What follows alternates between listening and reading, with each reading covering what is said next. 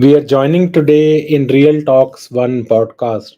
And today's session would be very, very interesting because we have just concluded the elections in India. The results are already out. As we speak, I am thinking some counting is still happening. So there may be a swing of a couple of seats here and there. I would say not more than 5 or 6 seats. But overall, I think we know the results and we can start talking in broad terms. So I would like to highlight like results everybody knows. NDA is close to 300 mark. They're already over 290. BJP is around 240 mark. They are the single largest party in the Indian elections. Congress has surprised everyone by crossing 99 actually.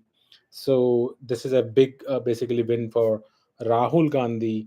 UP is a very very big upset for BJP, where they're not even like making half of the numbers, while SP itself has done 30 and Congress has done 6.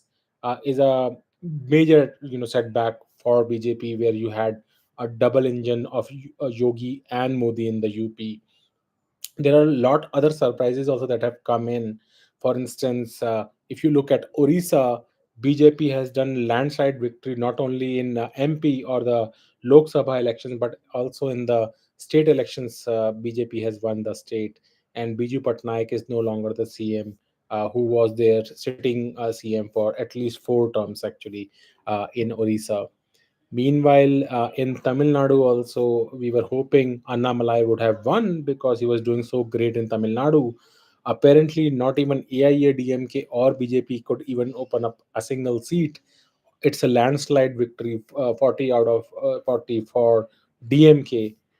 In Punjab also, it's very surprising that BJP couldn't win a single seat, whereas in Delhi it swept 7-0, and AAP could not even win a single seat. So it would be existential crisis for AAP as well, because now it has only won 3 seats in Punjab but 0 seats in Delhi. So I would say the whole election, if you look at it, it's very difficult to make sense of it. Like in certain states, like for instance, MP, BJP has done clean sweep again, again 25 out of 25 seats, and it has done inroads in Telangana and Karnataka again, which has actually saved it. Otherwise, the overall tally of BJP could have gone below 200, which would have been disastrous for them, because at least now they can still make NDA government, because they partnered with TDP, which is itself winning big time in Andhra Pradesh, and also they partnered with Janata Dal United in Bihar, where they're again making a lot of good strides there as well. So let me put certain perspective out there. This is my opinion, right? Nobody knows the real truth, so this disclaimer is out there, but this is my analysis after having seen, read a lot of things and talked to several people. There are couple of things that I think are playing out very well, and I have an intuition and a suspicion also that BJP all along knew that something is going off, and I can tie those threads back. So BJP heavily used social media, right? They have been using that since 2014 to build a narrative. So initially it was about non-corrupt party, then it was about nationalism, then it was about Hinduism. They have used a lot of those things, and they have created an army of trollers on the internet. Looking at it, even Congress and AAP and SP and other parties also jumped into it, and they had their own armies of trollers on the internet, whether it is Twitter, whether it is YouTube, Instagram. You would see a lot of people, trolling, and even peddling out like misinformation, whether it is on WhatsApp or social media and things like that. So, what I want to tell at this point of time is that social media has become a very big tool to perpetuate your propaganda. It has been very, very important that you use leverage social media to push your narrative forward. BJP has been successfully doing this since last 10 years, But this time around, even Congress and other opposition parties also learned the tricks. AAP has also been doing that very well since 2014. But as I said, other parties have also picked up on social media, and they have been doing this all along. Now, people think about, social media is just for entertainment. People just spend time on it, but they don't know that you can be influenced through social media, because the kind of narratives that you see there, the kind of messaging that happens there, conditions your mind. It can basically cloud your vision to do certain things. And social media alone right now is a very very big mechanism, both in India and in the US, to basically build narratives, build your clout, build your following. And in elections, this is happening at a very very mass level. So in India also, social media is penetrating in all the rural belts as well as the urban belts. So social media has a very big reach. If you see it, any kind of TikTok, Instagram, YouTube, all people across the world are watching them. And in India particularly, people have smartphones or feature phones that now have connectivity of internet. So the one thing that they all do, they consume social media. So now the mainstream media channels, whether it is Aaj Tak, NDTV, TV 918, and other kind of channels, are also trying to do their best, and they all put together like exit polls, etc. Now you can see none of the exit polls have been right, pretty much.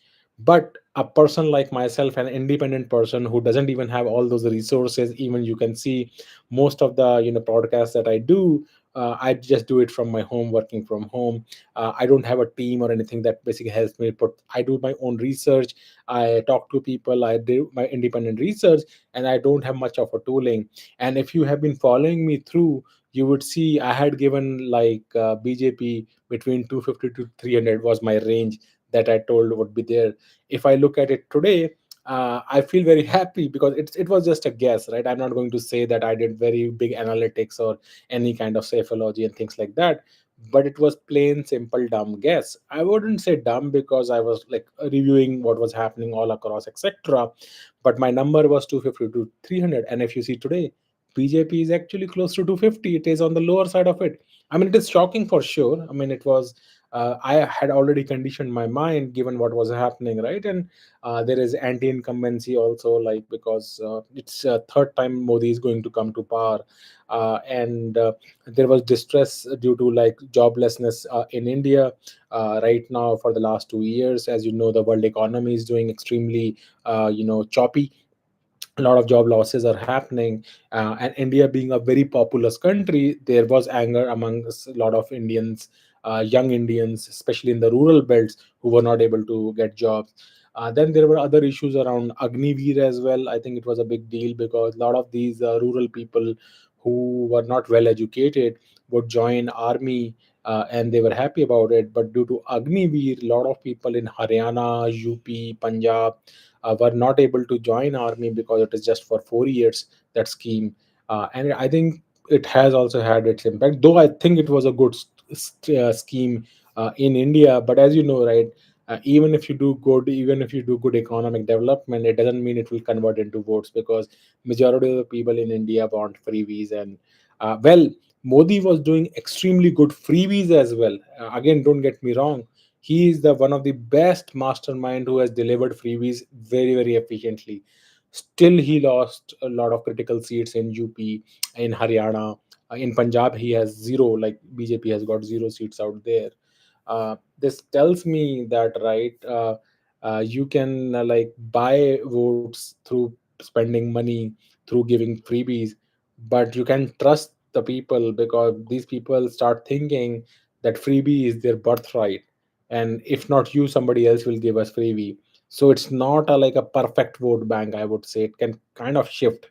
And there is another insight that I want to draw out of it, is a lot of middle class and income tax paying people felt like completely puzzled actually, because when Modi came to power 10 years ago, the narrative was that they are like a pro development party. They will not do any kind of vote bank politics. They will be focused more on removing corruption. But after 10 years of working, while there is development in certain portions, and we can see that whether it is digital infrastructure, road infrastructure, ports, airports, distribution of freebies and direct benefit transfer for poor people, in those areas Modi has done phenomenally well. But then if you think about air pollution, land pollution, cleanliness in India, corruption in India, judicial reforms or police reforms, etc., they are still the way they used to be, and it's very very difficult to do business in India even today. Any tourist who comes to India has to basically save themselves, because it's very very difficult to go out in the night. It's extremely difficult to like eat food on the roadside because it's extremely unhygienic. So some of those areas still are like not very good, and corruption is still there. It's like been very very thorny issue, and even Modi could not fix it for rest of the people. So those issues still remain actually even now.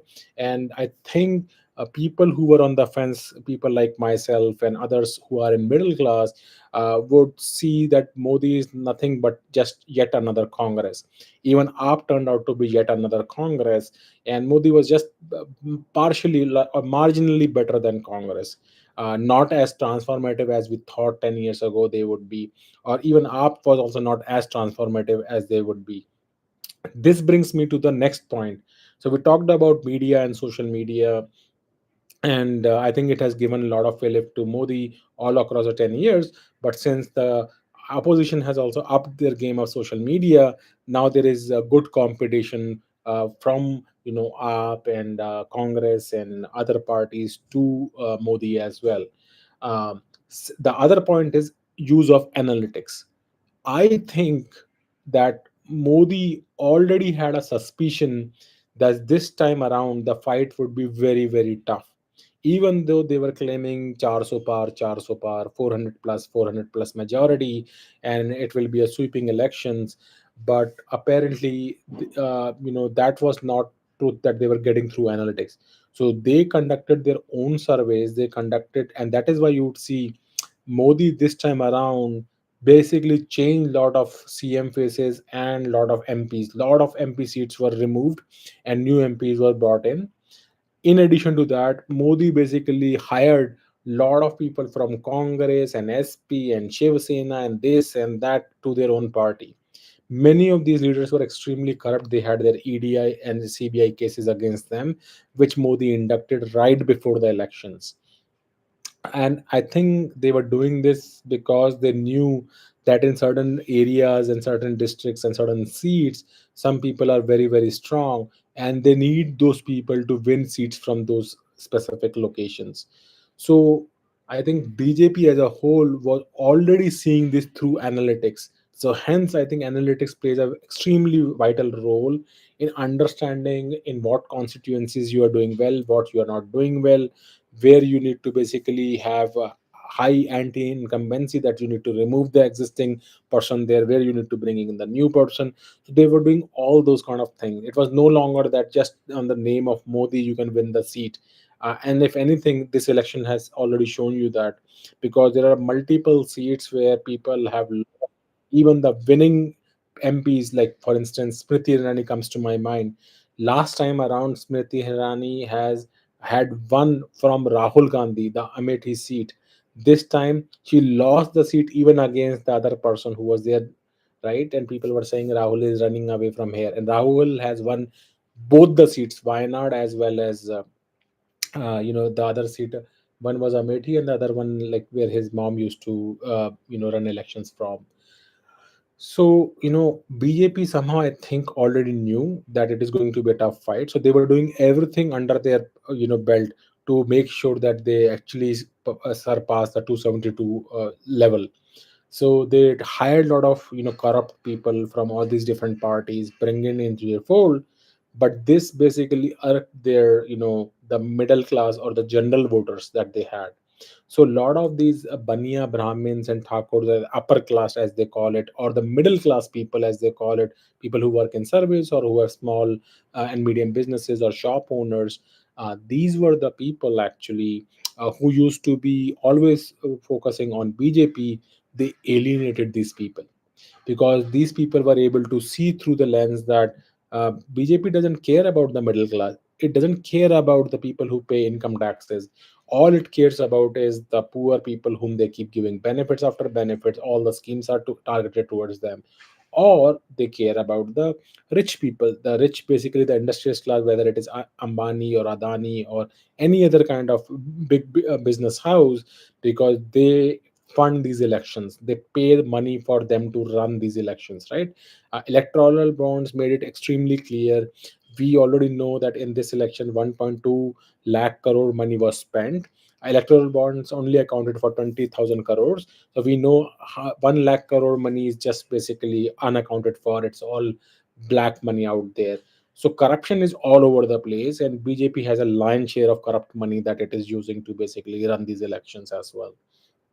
So I would say, BJP had the analytics, and that is why they were bringing in all these turncoats to its fold to fight out those elections. Unfortunately, or fortunately for it, it alienated a lot of people, and as a result, you see from every round of election, the voting percentage has actually gone down by 3 to 4%. So throughout these 7 rounds of elections, we have seen the total number of voter turnout has actually gone down across all those election points. And throughout the election, you would see Modi tried to be as crass as possible. He came out with the Mangar Sutra issue. He came out with this who knew about like Mahatma Gandhi, and he made all baseless arguments and comments. So I think he made a last ditch attempt to create a communal divide, and he also tried to polarize the overall elections, such that at least the core BJP voter will come out and basically vote in a block to BJP heavily. He even basically started saying that Congress will give away all the funds to like the Muslims and people who are like intruders from different countries who come in India from Bangladesh primarily, right? He used all those comments to ignite the flames, polarize the overall elections, and consolidate his vote base. And I think it's a great strategy for him. By doing that, he ensured at least the people who are taking it like, oh, no point, Modi is also another Congress, why do we care about him, we don't need to go to election.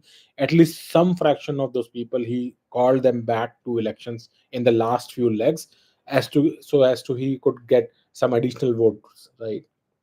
Had he not done those kind of tricks, this tally of 250 could have become 200 actually, and that would have been disastrous for BJP, because at that point of time, all the NDA coalition parties would have started jumping on its head.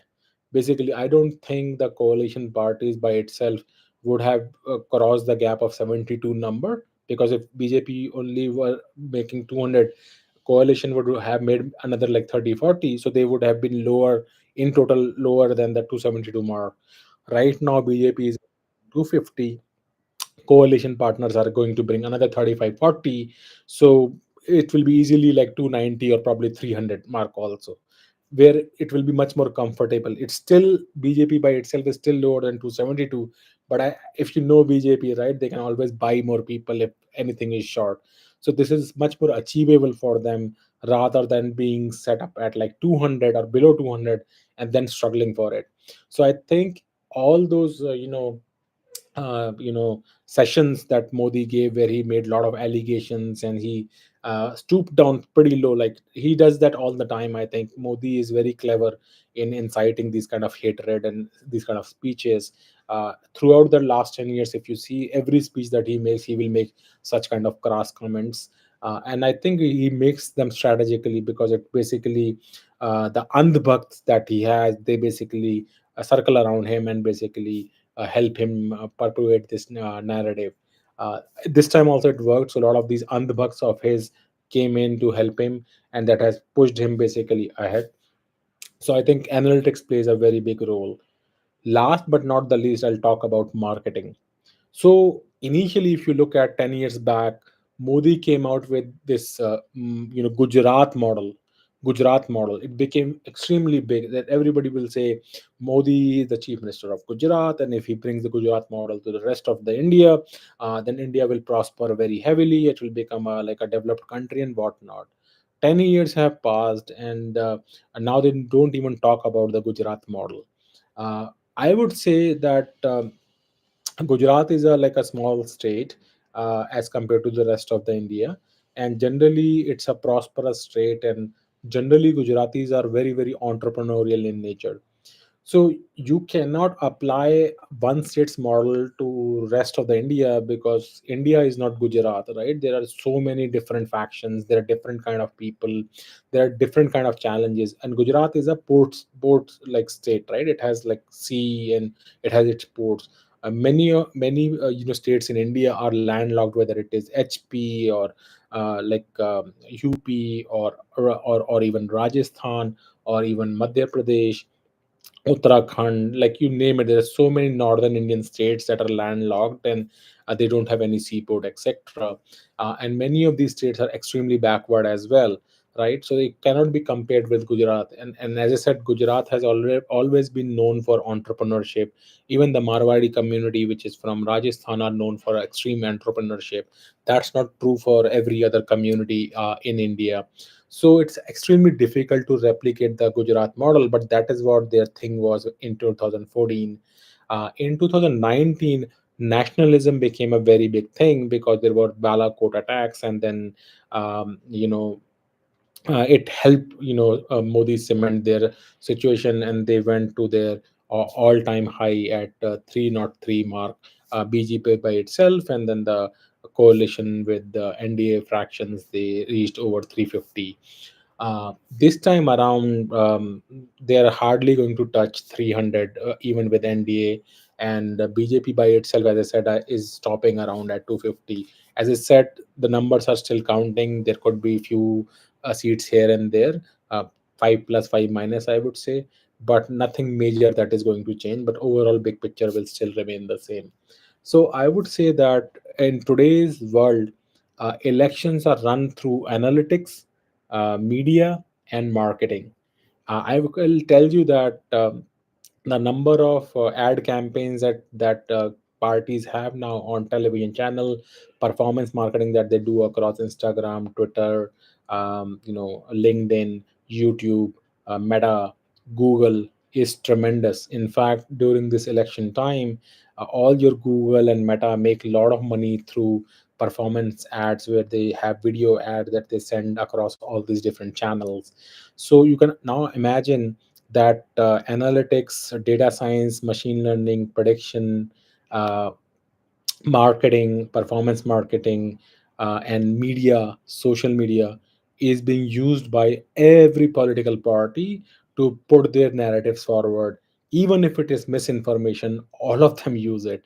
So no one party we can single-handedly say that is not using it, or they are right. And even the YouTube channels where you see a lot of influencers come in, whether it is Dhruv Rathi, you can clearly see whenever Dhruv Rathi comes in, he will always pick negative out of BJP, and he'll always pick positive out of AAP. So you can easily see that he's basically biased in favor, positive favor towards AAP, whereas he is negatively favors actually BJP. I have seen another guy, Soch by Mangal. I think Mohak Mangal. Uh, that guy, I find it much more kind of neutral, because he finds ills in both BJP and Congress and AAP. He shows what they really stand for, that each of them are political parties, and they will have their own biases, and none of them are none of them are truthful. They are all corrupt, right? And same is true for me. Like I speak like what are the ills of Modi, I speak what are the ills of Congress, I speak what are the ills of AAP as well. But if there are good things, I speak those things as well. Because at the end of the day, right, we care about the general development of India. Even though I live in the US, I would like India to be developed, so that when I go back, I can breathe in the fresh air, I can drink good water, I feel safe when I'm there in the evening. Not that I have not grown up in India, I have, right? And I like India very much because of the culture, the food, the the warmth that I get when I interact with my siblings, etc. I don't find that here in the US, though people are nice here in the US, but I don't have that connect, that warmth of like talking in like Hindi and connecting with them, eating, going to festivals together, enjoying that time. Maybe when I was in India, I didn't care about those things too much, but now that I don't have those, I really wish I was able to do that more often. And right now the elections are going on and I'm in the US, so I'm talking to people here on YouTube, but I would have loved to have these debates with a lot of people back home in India. In Delhi we used to have a lot of debates even at the time of Atal Bihari Vajpayee.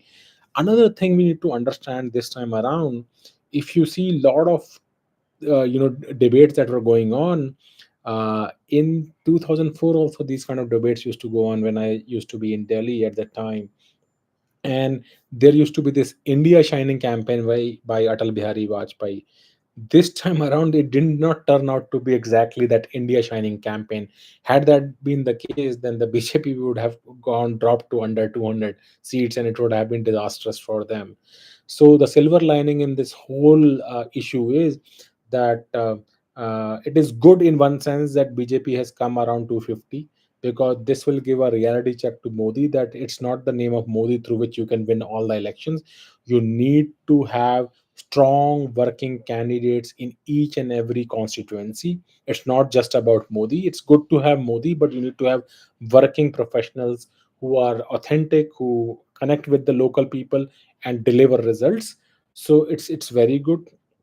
Meanwhile, I think people should also become like, should not have any kind of false hopes that if Rahul Gandhi comes to power, or like Akhilesh Yadav comes to power in UP, that would be great for India. It will not.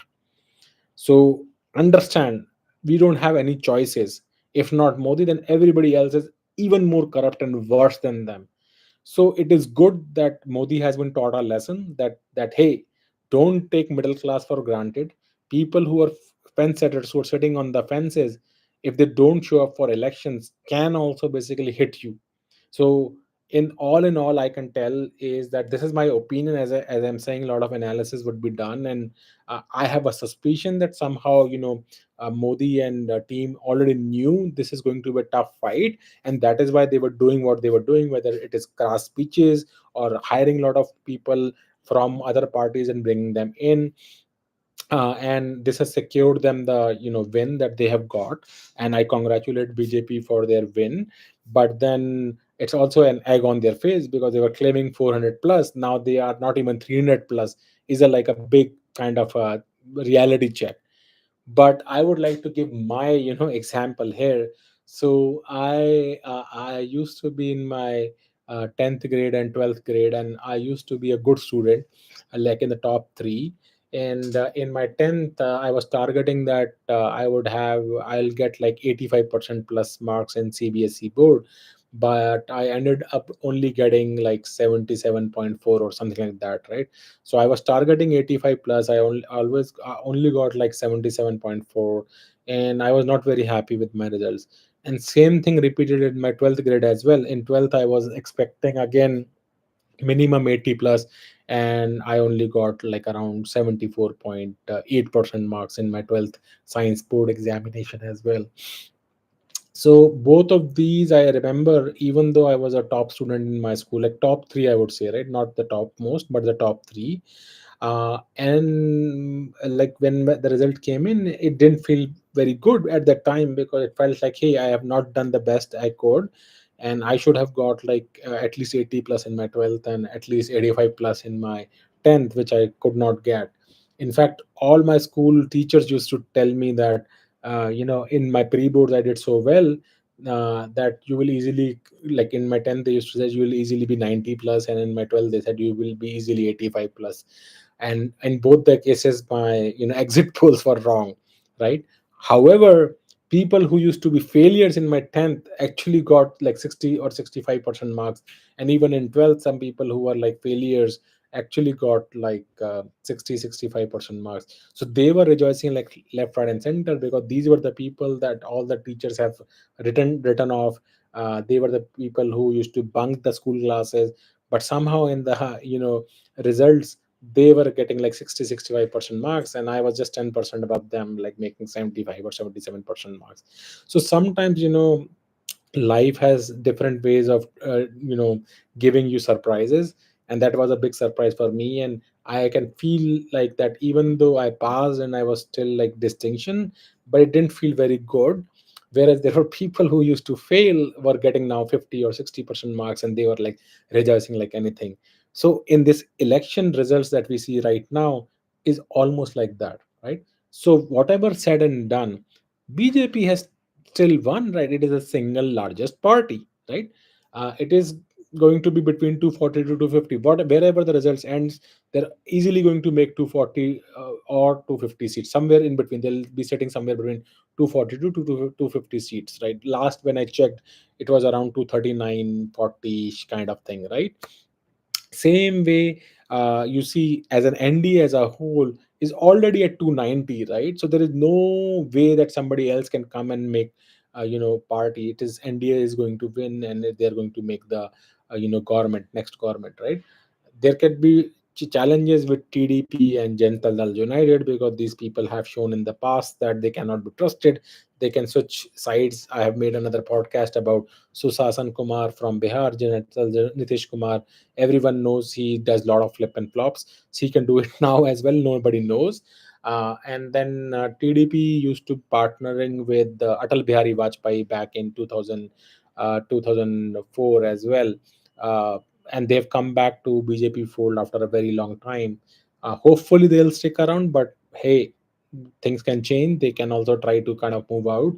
There have been rumors that Congress is already reaching out to them and trying to bring them in the fold. But again, point is this: since BJP is already around like 240, 250, even if like Janata Dal United or TDP tries to play smart, BJP can still has the money. They can always hire more turncoats from other parties or independent people who have won, or they can make partnership with the NCP or Shiv Sena again, to form the government. I think I mean, if these two parties show them the door, then they can always get into this kind of option as well.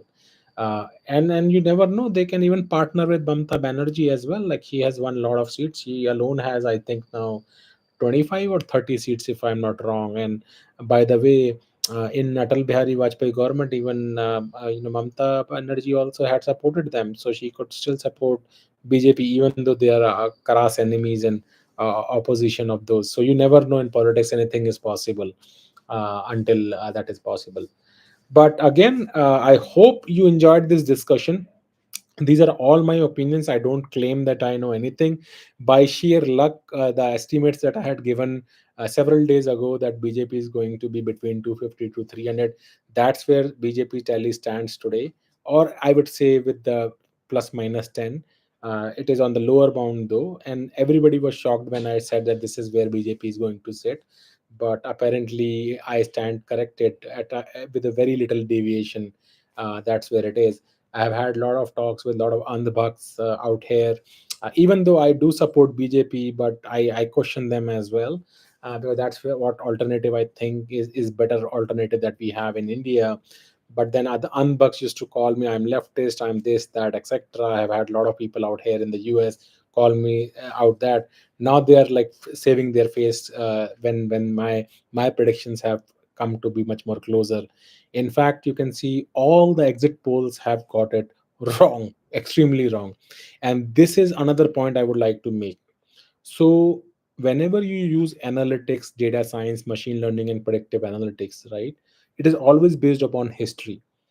The actual results are going to be very different from what has happened in the history, because all these exit polls are based upon, they take survey of the people based upon where they casted their votes. People can say lies, people can say truth, but the surveys is always done with a fraction of the people, right? The surveys they have done today are with like maybe 1 lakh or maybe 10 lakh people, right? But how many lakh people have voted in India? People have voted in crores. There are 65,000 crore, sorry, 65 crore people who have voted in India, right? So even if you take survey of 1 crore people, that will not be a representation of how India votes altogether, right? And as I said, each state is different, each constituency is different, it has its own nuances. So even if you put in data together at a large level, you can say, okay, NDA is going to make a government, which is what the case is. But to get to specific, you can get very, very wrong. And it has been proven yet again in these electoral results. So this is the drawback of using analytics. So while analytics can be directionally right, it can give you a lot of edge and you can use that. But to get exact accurate numbers, you will never know, because again, what has happened in the past is not a predictor of future. While people rely very heavily on the past, because now you have to use the past and the actions that you do in the present, that is what describes your future. And then there are always macro events and nuances and micro, challenges and changes that happen that impact the election. And as a result, it's very difficult to predict how it is going to turn out. So that's what I am going to leave you out with. Soon, we will be in US election mode, because in November US elections are going to be held. And even in the US, they use a lot of social media, they use a lot of performance marketing, they use a lot of analytics to like basically discuss. And it is much more easier in the US because people are much more educated. Analytics and marketing has been used in the US for like forever, like several years. This is new to India, but not new to the US. So US would be even more interesting. But even last time in the US, when Trump had won, everyone was saying Hillary Clinton will be winning, but it was Trump that won the popular mandate. And It seems like this time around, uh, Trump might actually win again in the US, because there is a lot of distress, especially in the middle class. There is a lot of inflation that is going on in the US.